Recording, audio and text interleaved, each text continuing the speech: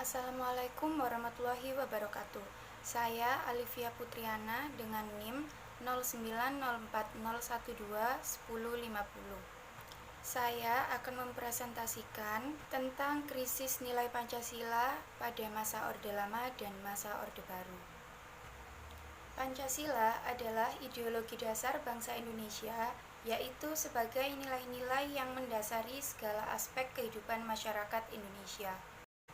Pancasila lahir pada tanggal 1 Juni 1945, resmi ditetapkan sebagai dasar negara. Seiring berkembangnya zaman, Pancasila terus berkembang sesuai masanya. Orde Lama. Pada masa Orde Lama adalah sebuah sebutan yang ditujukan bagi Indonesia di bawah kepemimpinan Presiden Soekarno. Soekarno memerintah Indonesia dimulai sejak tahun 1945 sampai 1968. Pada periode ini, Presiden Soekarno berlaku sebagai kepala negara dan kepala pemerintahan.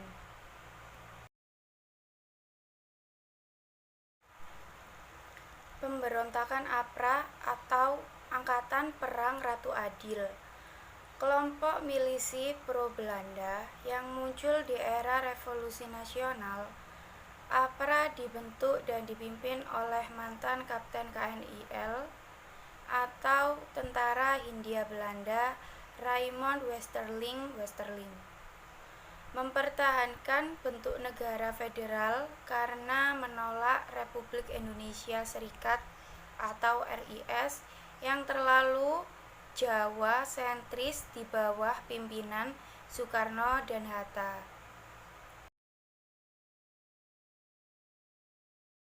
Latar belakang APRA. Terjadinya perang APRA ini didasari dengan adanya hasil keputusan dari Konferensi Meja Bundar atau KMB pada Agustus 1949. Hasil dari KMB yaitu Kerajaan Belanda akan menarik pasukan KL dari Indonesia, tentara KNIL akan dibubarkan dan akan dimasukkan ke dalam kesatuan-kesatuan TNI. Keputusan ini lantas membuat para tentara KNIL merasa khawatir akan mendapatkan hukuman serta dikucilkan dalam kesatuan.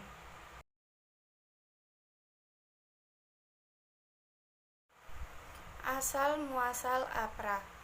Asal-muasal nama Ratu Adil dalam gerakan APRA sudah lebih dulu disebut-sebut karena memiliki sebuah makna penting bagi masyarakat yang saat itu sedang dijajah.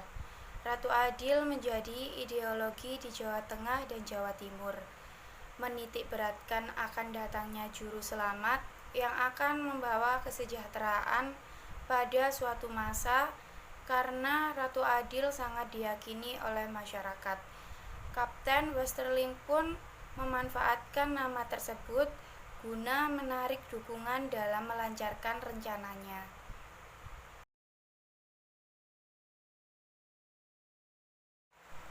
Ultimatum APRA. Pada 5 Januari 1950, Westerling sudah mengirimkan surat ultimatum kepada RIS. Bahkan pemerintah RIS juga diminta untuk mengakui APRA. Surat ultimatum ini tidak hanya meresahkan RIS saja, tetapi juga beberapa pihak Belanda guna mencegah tindakan Westerling. Hatta mengeluarkan perintah untuk melakukan penangkapan terhadap Westerling. Jenderal Vreden pun bersama Menteri Pertahanan Belanda yang merasa resah dengan ultimatum ini kemudian menyusun rencana untuk mengevakuasi pasukan RST tersebut.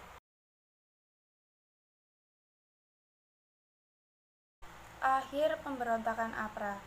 Kegagalan kudeta yang dilakukan Westerling terhadap RIS menyebabkan adanya demoralisasi anggota milisi terhadap Westerling dan ia terpaksa melarikan diri ke Belanda.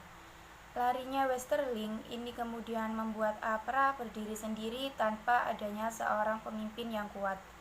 Oleh karena itu, APRA resmi tidak kembali berfungsi pada Februari 1950.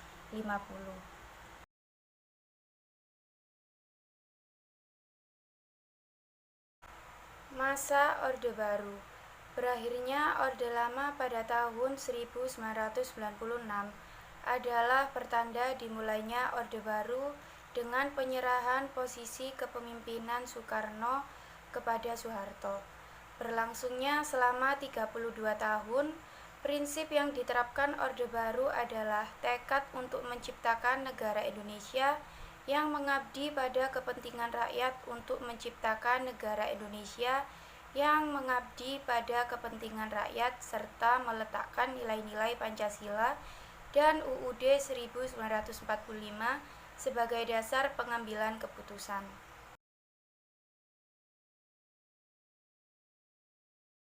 Tragedi Trisakti pada masa Orde Baru. Pada Mei 1998 terjadi demonstrasi besar-besaran yang merenggut nyawa mahasiswa. Peristiwa bersejarah itu dikenal dengan nama Tragedi Trisakti. Tragedi Trisakti ini menimpa mahasiswa saat sedang berdemonstrasi menuntut Soeharto untuk turun dari jabatannya.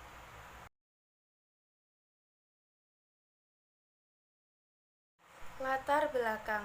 Awal tahun 1998, perekonomian di Indonesia tengah terganggu. Hal ini dipengaruhi oleh adanya krisis finansial Asia sepanjang tahun 1997 sampai 1999. Mahasiswa kemudian melakukan aksi demonstrasi besar-besaran ke Gedung Nusantara, termasuk mahasiswa Universitas Trisakti.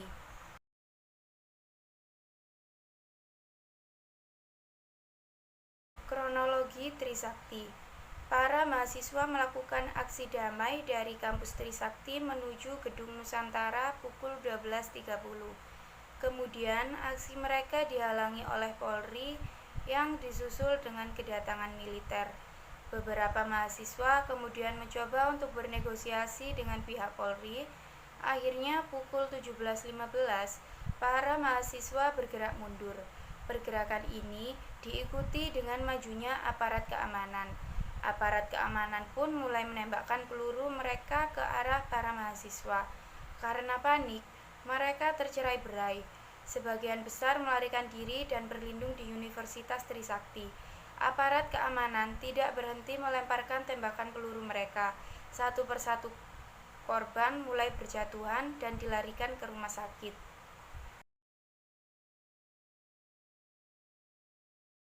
Fenomena demokrasi yang berkaitan dengan Islam di Indonesia. Memperbincangkan hubungan Islam dengan demokrasi pada dasarnya sangat aksiomatis sebab Islam merupakan agama dan risalah yang mengandung asas-asas yang mengatur ibadah, akhlak dan muamalat manusia. Sedangkan demokrasi hanyalah sebuah sistem pemerintahan dan mekanisme kerja antar anggota masyarakat serta simbol yang diyakini membawa banyak nilai-nilai positif. Polemik hubungan demokrasi dengan Islam ini berakar pada sebuah ketegangan teologis antara rasa keharusan memahami doktrin yang telah mapan oleh sejarah-sejarah dinasti Muslim dengan tuntutan untuk memberikan pemahaman baru pada doktrin tersebut sebagai respon atas fenomena sosial yang telah berubah. Yang bisa kita lakukan sebagai bangsa Indonesia tentang identitas nasional. Yang pertama, menggunakan bahasa Indonesia yang baik. Yang kedua, mengenalkan kebudayaan Indonesia ke dunia luar. Yang ketiga, menunjukkan atau mengenalkan keindahan alam yang ada di Indonesia dengan cara melalui sosial media seperti Instagram, YouTube, dan lain-lain. Yang keempat, membawa bendera merah putih pada saat perlombaan di tingkat internasional seperti Asian Games, Piala Thomas, dan lain-lain. Dan yang terakhir, menggunakan baju batik pada saat mengikuti acara formal. Sekian presentasi dari saya.